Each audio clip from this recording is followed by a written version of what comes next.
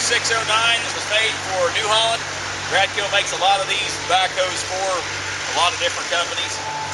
And same controls, hydraulic up and down. Got a little bit of surface rust on it, but there again, it's really seems to be in real decent shape. It's got a little smaller bucket on it. This bucket's a foot. It's got a 12-inch bucket.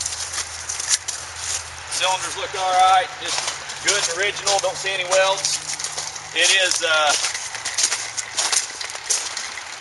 It's also, I believe, skid steer quick attach. It's made a little different. Doesn't have the full plate on it like some of these others, but so this may be more specific to a New Holland as far as the hookup of it.